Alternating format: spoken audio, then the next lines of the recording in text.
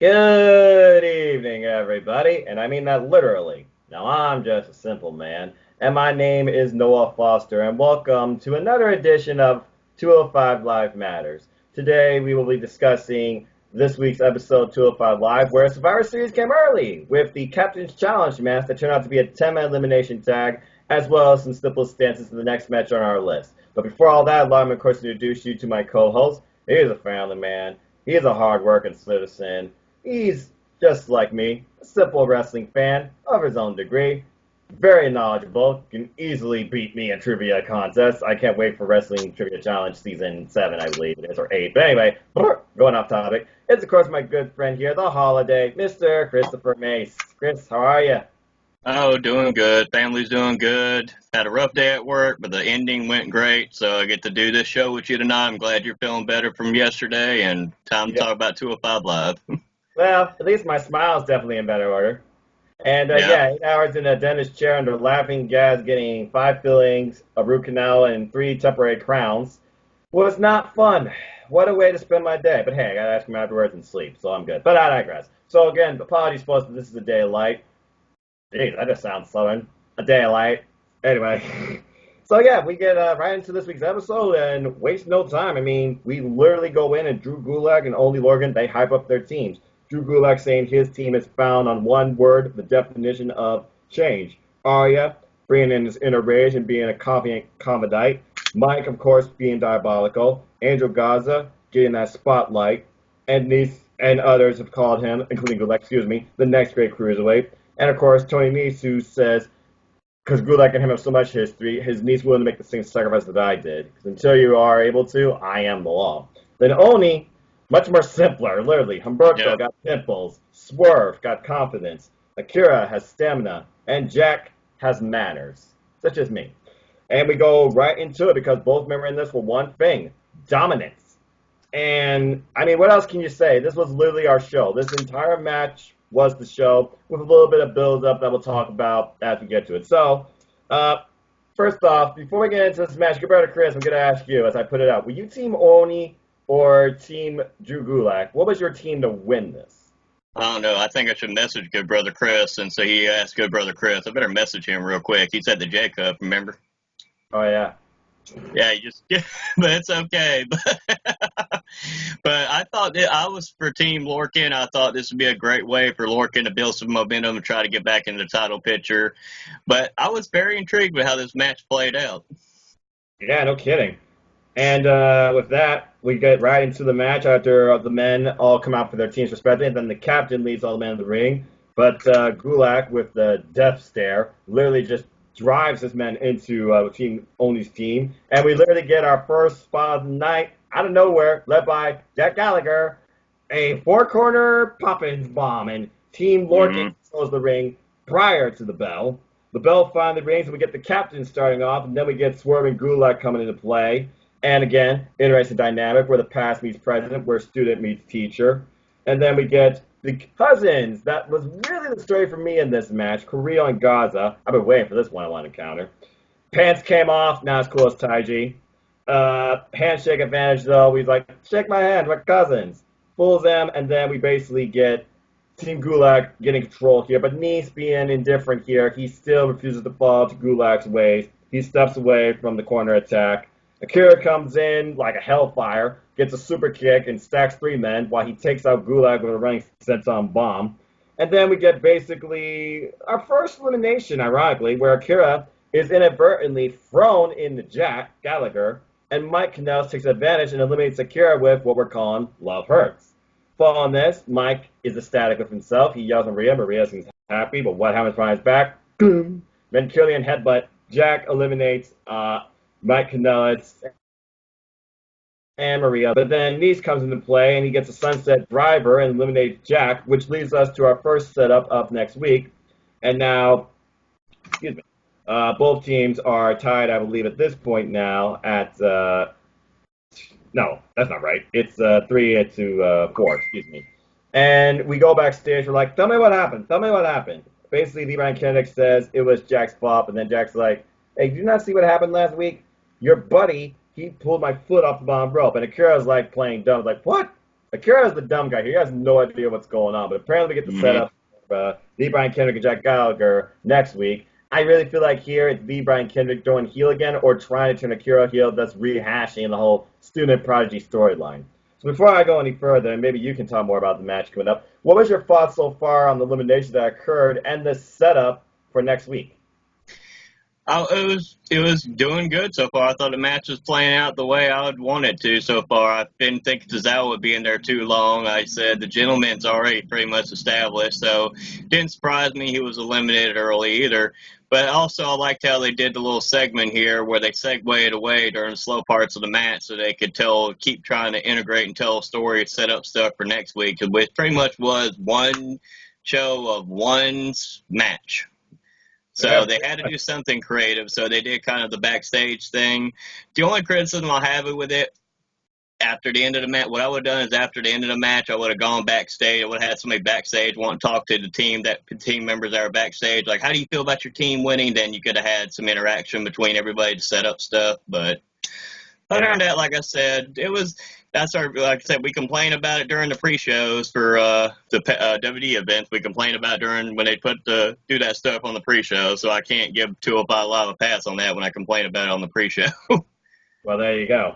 Yeah, and the match continued. What was interesting is these little segues to backstage or promoting. They all took part during pinnacle moments of this match. I think this match was probably like 10, 12 minutes in already. And then in this middle section of the match, we get intersections of Swerve showing how flexible and confident he is, hence his name. But then he gets the crap beat out of him as Team Gulak just controls the match, especially after Gaza slips the feet out from underneath Swerve via the apron pull.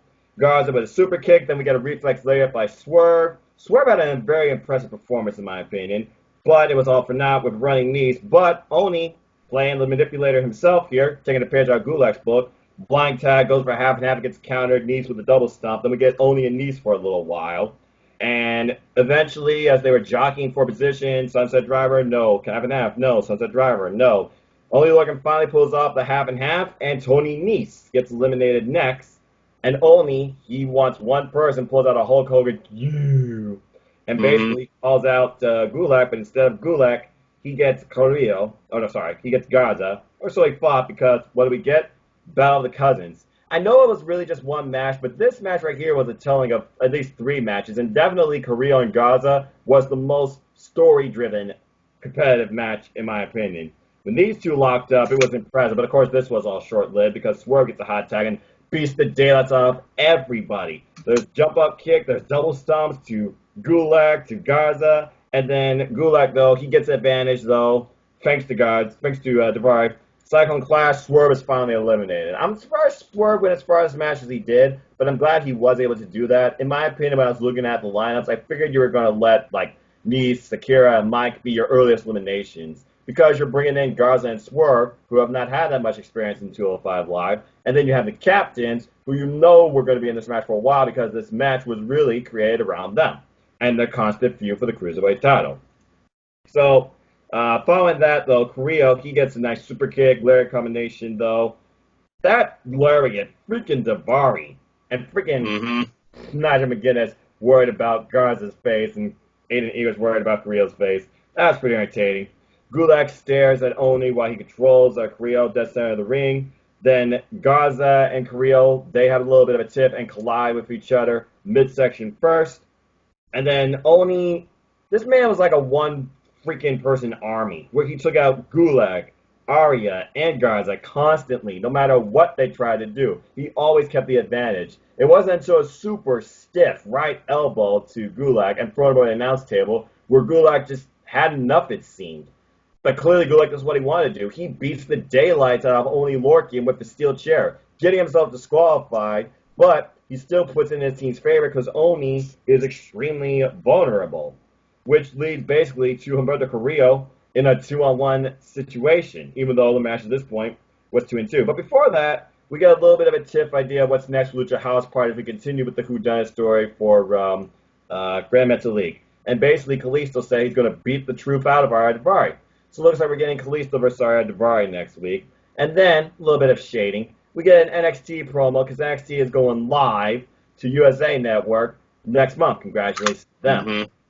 Again, this match so far just kept on getting hot, but again, I like the integration here. It felt like they were taking like a main event approach, giving you like ideas of what's to come, not so much mentioning the past, but also promoting what's ahead. But it didn't overshadow what was going on necessarily in the ring.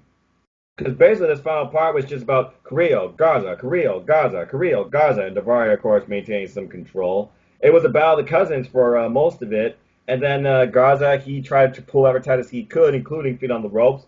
Good fan, the refs saw that. Carrillo gets caught in midair with a drop kick, though, and Garza thought he had him here with a super kick combination. Pure anger, though, and frustration. I can't pin my cousin. He goes for a splash. He misses it. We get missed on a drop kick. Corkscrew flash. Humberto. He wins it for the team. By the way, Ardvar was eliminated earlier by only Lorcan with a half and half. And in the end, Team Lorcan stood tall, with your sole survivors being only Lorcan and Roberto Carrillo, which has to tell me Roberto Carrillo's got to be next for a title shot here, or Great Matt was going to do only Lorcan versus Roberto Carrillo for the Cruiserweight title, #1 contendership, to face Gulak at Clash of Champions. Again, an incredible match. It took the entirety of the show, 50-plus minutes, and I was overall impressed. Again, 205 Live has yet to get a special, but I feel like it does create its own specials with the way it interprets and recreates the ideas of Extreme Rules and Survivor Series, traditional tags, and stuff like that. So I wonder when they're just going to recreate the idea of a cage match at this point. Again, though, I mean, what can you say about this episode? It was one match, so I guess really here we're going to rate the match in the show, as we always do. This match was a telling story. It really showcased two bright, prominent faces for this brand that you definitely should look at going forward. And it continues the idea of only Lorcan being in the top picture against Drew Gulak, who's probably been his toughest adversary to date.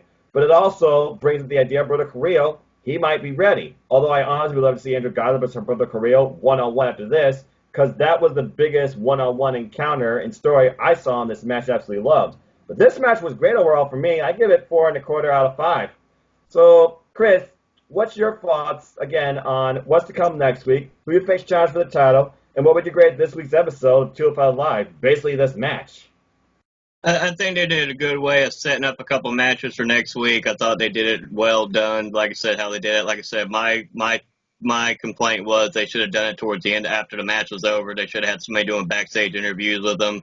Like I said, I can't give that a pass because if I'm going to complain about it on the pre-show, I'm not going to be a hypocrite and not complain about it if they do it on other shows. So I can't do that. So the match itself, I thought they did well, very well, how they did everything, how they had the elimination set up. I thought they did a pretty good job with that. I like the umbrella drop as all four of them did it at the beginning. I love that. There's a lot of stuff I did like, little things here and there, like when the heels were beating up, I don't remember who they're, I think it was either the gentleman or whoever they're beating up, and then Nese had no part of it. He's like, I'm not having any part of this because, you know, he's the only one on a heel team that's a face. Yeah, so that was an interesting dynamic, but he was doing his part. I mean, he did eliminate the gentleman. He was doing his part trying to help win the match and stuff. So I was thinking somewhere along the lines he would just walked out or maybe turned on Gulak or attack Gulak from behind. And I was hoping what I wanted to see happen was Nese attack Gulak and allow Lorcan to get a pinfall on Gulak. That's what I was hoping to happen, so that way they could have set up, at least they explained how Lorcan could have got a rematch. But that's not how it played out. Gulak got himself disqualified, which protected him, says he didn't have to take a pinfall or submission in the match. So that protected him doing the way they did with Gulak being disqualified. Like I said, who do I think is going to challenge him? I hope Lorcan does one more time. I want to see them go at it one more time. I don't think Roberto's ready yet. I've talked about this before in the past. They need to slow burn him and save him for like a WrestleMania to challenge for the Cruiserweight title, have his crowning moment there. I don't think he's quite ready enough yet. If they blow it off now and have him versus Gulak, I think that's going to hurt a lot of his momentum he has. He has storylines with the Lucha House Party right now. And he can also go and revisit that storyline with Garza after what we just saw tonight. So I would think that'd be the best idea. That'd be the best answer for him right now. So I'd want to see Lorcan, and I wouldn't want to see him and Roberto face each other because that would ruin that would stall his momentum too. You want to have him on a hot streak and on a winning streak right now, build up more credibility. I think a loss to Lorcan would hurt him. Okay, fair point. So what would you grade this match /show basically out of 5? I would say I would give it a 4.25. I thought it was a well done Survivor Series style match. I think they could have actually pulled this off at Survivor Series if they had done it. This would have been a well done match, but I know at Survivor Series they wouldn't have given them this much time. So for this being the whole show, I think they did a really good job with the match and how it played out, and having Lorcan and Herberto. Because that was another thing I was worried about. Who was going to pin Herberto? That's what another thing I was trying to figure out, like, who's going to pin Gulak, who's going to pin Herberto. Because I figured they were going to have to take a pin or not, but they protected Herberto, they protected Gulak, and they made Lorcan look strong with the beating he took. So, and they set up 2 other storylines for next week. So, all in all, it was very impressive how they did it. It was really well done. Yeah, I really don't got much complaints. Again, I thought it was a stellar match. It was basically Survivor Series came early, and it basically sold the show, and it set up next week's show. I was impressed overall, and I hope to see more of Angel Garza and Roberto Carrillo conflict. I hope to see more Isaiah Scott Swerve involved with the brand too. Honestly, I wish I got to see Isaiah Scott Swerve as Cedric Alexander before he left, but I digress. But with that, let's go ahead and talk about some simple stances. So I want to first talk about the one Brandon Grateman brought to my attention, where we once again revisit the idea of 205 Live on the Kickoff show. So apparently Ali was even asked about this, and he thinks, oh, think about this. Matches get cut away and they get time cut off and stuff like that if they're on the main card. But with the Cruiserweight be on the Kickoff, you're reaching a larger audience because you're not just on the network. They're on all platforms, and they're given that extra time. Now, I don't know if Ali has been watching the Kickoff matches himself, but maybe he forgot the fact that, okay, yeah, we're watching on our platform, but we're also getting muted and overshadowed by pointless promos for matches I could care less about on the main card. And theoretically, I feel like Buddy Murphy versus Ali got more time than most kickoff matches have for the Cruiserweights. I think the longest Cruiserweight kickoff match was probably either the 4-way at Royal Rumble or the 3-way at Stomping Grounds. And primarily that was probably just because the fact it was an extra person, because you were trying to showcase what all of them were capable of.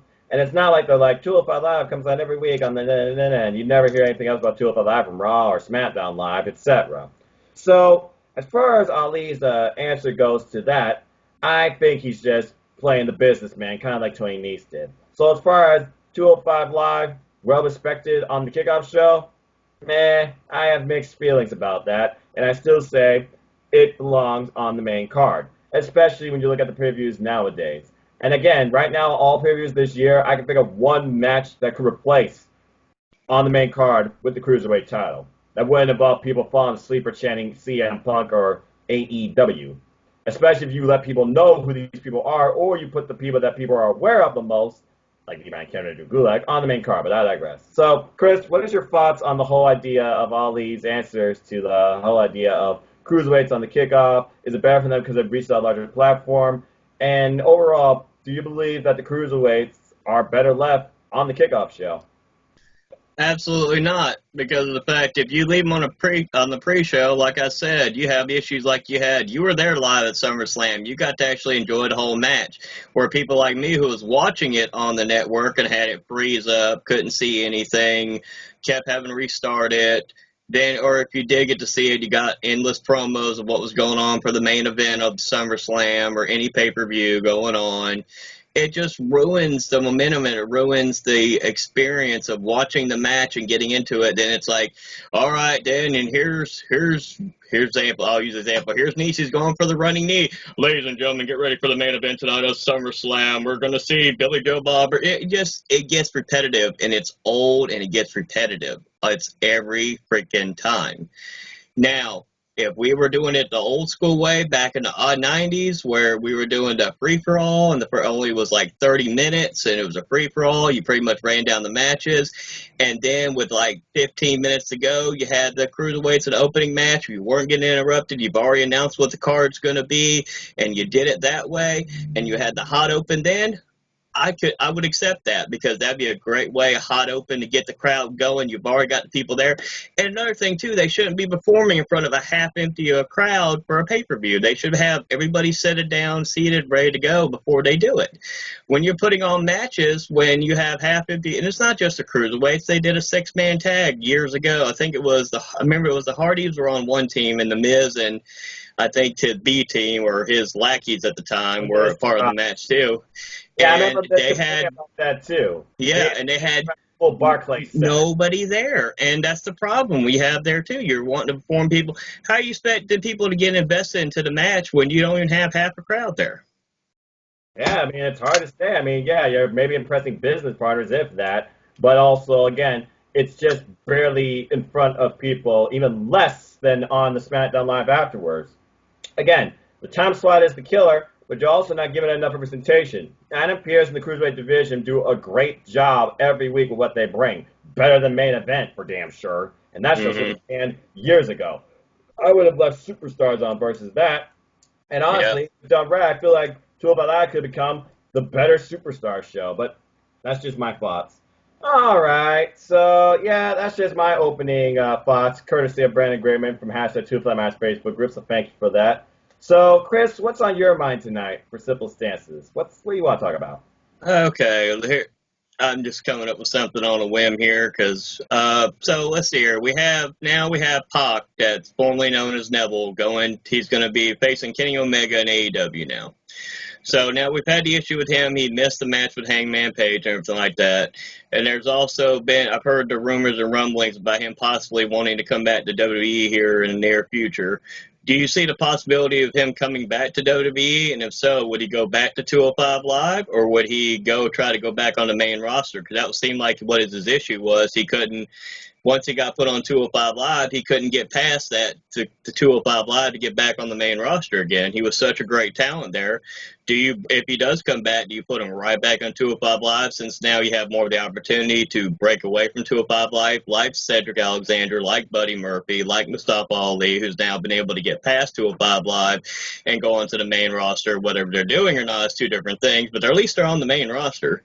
So what would you say to those feelings about that?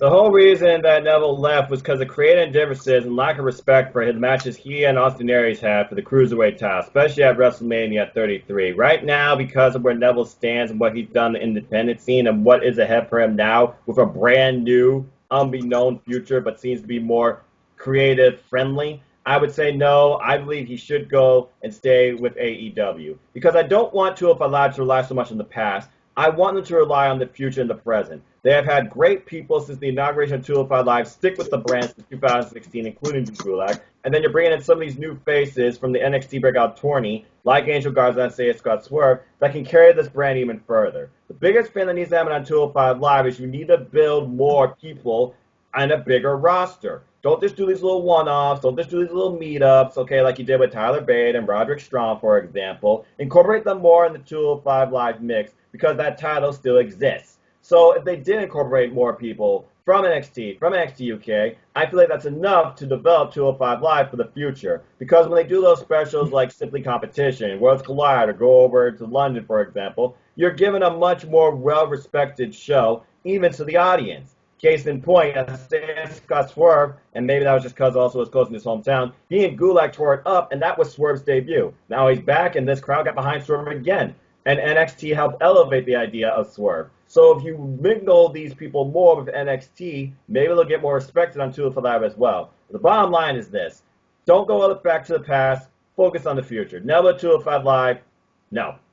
But that kind of does give me this thought, because I've heard it, I've read it, I've seen it. It's clickbait, though. Ladies and gentlemen, I'm just a simple man, and I believe in concrete facts and reality. Reality is this. Everyone has viewed 205 Live, except its creator, actually. I have yet to hear anything from Triple H. I even tweeted him that 205 Live is called a failed experiment. Have you ever wondered what a failed experiment is and what leads to it? Have you ever wondered when 205 Live went wrong? Was it ever right to begin with? It's like the Impact Wrestling. You get a sour start, and then you finally start to recover, but you're never truly the same again. And Impact Wrestling is like a blip now in the wrestling industry, because all you can see it on is Twitch, unless you know what the Pursuit channel is. So, as far as I'm concerned, as long as it's on the network, 205 Live matters. Simple as that. But I do say this. With NXT now going to a live time slot, 2 hours every week, on the USA Network, and then you're getting the recorded repeat of it on the WWE Network the next day, Could this be what pushes 205 Live to a higher standing on W Network as the Wednesday show? What do you do with Wednesdays now with that 1 hour, okay? Because you're taking off that 1 hour of prime television from the network. Do you put 205 Live there? Would that make it be better represented? Or is they just going to do what everyone thinks they're going to do? Can 205 Live and merge maybe the roster be in the best scenario? So my stance is simply this. 205 Live, where does it go? Chris, what is your thoughts on the 205 Live brand? Do you think that it should maybe go to a 2-hour span on the WWE Network and go where NXT was, since NXT is going to be more mainstream driven now? Or do you think 205 Live should just be, and the roster should just merge with NXT? And if that does happen, and you prefer that, would you want the Cruiserweight title to come along with them? That's a loaded question because I could see it from both scenarios. I can look at it from both sides. Do you give them a 2-hour show? I would love it because I'm a fan of 205 Live. I'm a fan of Cruiserweight Wrestling. However, does the majority of audience want to see that? That I don't know, because like I said, you have the issues with a lot of the network people, and like I said, 205 Live does have the issue of being even cracking the top 10 list of the shows that are watched per week.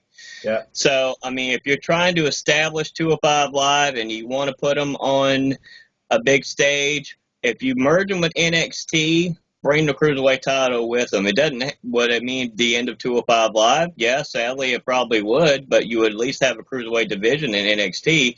Mm-hmm. Would it be aggravating to be if somebody was sports 205 Live toward the end? Yeah, sure. I mean, I would be upset with it, but at the same time, if it was able to get a showcase like on NXT and you put one or two Cruiserweight matches on there and you have the Cruiserweight title, you could redeem it the NXT Cruiserweight Championship. And you could have another title for them to fight over and compete with. And you could have these interesting storylines where you have like Garza, and you have Swerve, who are part of NXT, and you have Kushida, and you have all these other people that could also go and challenge for the Cruiserweight title. You have a lot of people in NXT that are considered at that Cruiserweight level, 205 level. That would help as well. So it's one of those loaded questions. Would I love to see 205 Live go to 2 hours? As a fan, absolutely. Do I think it'd be the best business decision? That's not my decision. That's for the WWE to figure that out. But for me, I would love to see it on the network. But if it goes to NXT and merges, I think that would be a good idea too. So it's one of those I'm torn. It's one of those, it's not easy. It's not as simple as yes and no on that one. Yeah, and my bottom line, because we've discussed it, we've analyzed it, we've booked it, we've fantasy thought about it for several weeks. Everyone, including TJS, you, Sydney, we've all think the same thing. The best thing for 205 Live is the first, move to Full Sail. Stick to a single concrete location with a dedicated fan base that remembers the great action you bring, backed up by, of course, the incredible commentary team you do have now, but also enhanced by Mauro Ranallo. And then just somehow merge the Cruiserweight title into the NXT picture. I mean, I know it sounds weird having two mid-card level titles, you can call it that. I like to think two different classes of titles, because you got the top-tier heavyweight title, the NXT Championship, and you got the North American Championship representing wrestling across North America. That's basically what it is. And then you have the Cruiserweight title representing a different class of wrestling and wrestlers. But maybe that can be pushed to elevate somebody, like an option C, to the NXT title. Bottom line, my best scenario and my proposal idea is this. The 205 Live brand should end based on all the wrestling we're getting now, and WWE adding an extra hour to their weekly media lineup. I would have to say bring 205 Live roster into NXT and bring the title with it. Because that does give the people that are used to that title something to still go for, and you don't necessarily have to randomly insert people into another picture. Because right now, it feels weird to put in, I don't know, Jack Gallagher against Velveteen Dream out of the blue. Okay? You got to be smart with your booking here, and that's where it hurts. It hurts from booking and creative direction and outlook. It's not so much a failed experiment to me. It was just poorly executed because you're doing it to an audience that is unaware of these people or are burnt out from 2 hours of SmackDown Live, than necessarily have it sucked ass because you got Shane McMahon overshadowing everybody. Shane McMahon, you fucking suck. But I will say this, Buddy Murphy, I digress. Buddy Murphy, you've been owning the week. If Vince Russo wrote that ending with the freaking Rowan twin that was like Luke Harper in makeup, maybe, I don't fucking know. But anyway, I digress. 205 Live, you have to end, merge with NXT, bring the title with you. Simple as that. What do you think, folks? Leave us your thoughts in the comments down below. And again, as long as I see that brand on my WWE Network schedule every week, and I don't hear anything about the official cancellation, it will matter, and so will this series continue every week. Simple as that. It's just my adjust schedule because I go to college in 2 days. So with that, let's go ahead and close this simple edition tonight with, of course, our next on our list. As you all know who's been following, we've been, of course, giving you our top 25 cruiserweight matches from the 205 Live brand of all time since its first episode. Of course, I've been watching since episode 1, and I've stuck to my list since even ignoring that list from the episode point. I'm sure you've made changes, and I respect that. So I think right now we're on number 20 or 19. I lost count. We're on 19. Thank you. So with that, I'm just going to go and tell you right now, I'm still in that freaking cruiserweight single-man elimination tournament, and I'm going with the guy that was billing himself to win it all, but you can't argue this man's heart. I went with Drew Gulak versus Mustafa Ali. Before the match, they even tried to get Drake Maverick's opinion. He didn't want to give like a favoritism opinion. He just said, let's sit back and get ready for a true classic. And it was that because that freaking match went for nearly 30 minutes. It was semifinals between Drew Gulak and Mustafa Ali. Basically, the winner of this was going to advance on to face the other winner of the semifinals that we found out later at WrestleMania for the title. Both men brought it. Mustafa Ali, he sold like a pro, getting thrown into the ring post, thrown into the ropes, even basically almost falling to a Gulak. But in the end, Mustafa Ali put out the 054 and won. And you know what? Once again, Gulak proves why he's worthy of being the main event. And I was thoroughly impressed. It was more and more the idea of, I remember Mustafa Ali's first match, and that's what he constantly brings, but I never thought, okay, can I take him as the number one contender, per se? This proved it to me. So with that, my match for number 19 is from, let me get my date right, March 20th, 2018. I used the notes app on my iPhone. Mustafa Ali versus Drew Gulak, single-man elimination tournament, cruiserweight title number one contendership, semifinal match. All right. And I'm pretty sure that was somewhere on your list, too. So, anyway, I know we're going to conflict at some point and repeat our matches. I don't think we'll ever, be in the same spot. But anyway, Chris, what is your number 19 on your list? Noam Dar versus Rick Swan for May 30th, 2017. The reason I picked this match was I found it very entertaining. Now, you got to understand the storyline going into this, so I'll give a brief explanation. So, the day before was on Raw when the Cruiserweights were part of the Raw brand as well. They had a match. You had Alicia Fox, who had just left. I think it was, if you got to correct me wrong, but I believe she left Cedric Alexander to go to Noam Dar. Correct. And so they had that storyline intertwining. Rick Swan had been trying to build himself up, so he had Sasha Banks in his corner to counteract Alicia Fox. So I thought it was very interesting. So that night on Raw, Rick Swan was able to pick up the victory. It was a pretty good match. Okay, so then they had the rematch the next night on 205 Live.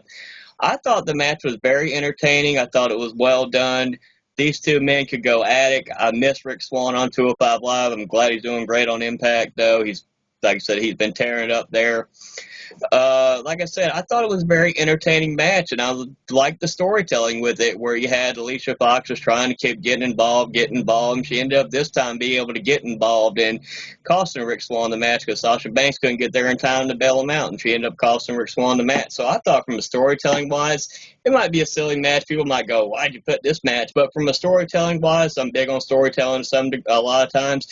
This was a very entertaining match. I couldn't leave it off my list. It was one of those, if you want some entertaining action and then seeing storylines, that's one you could watch.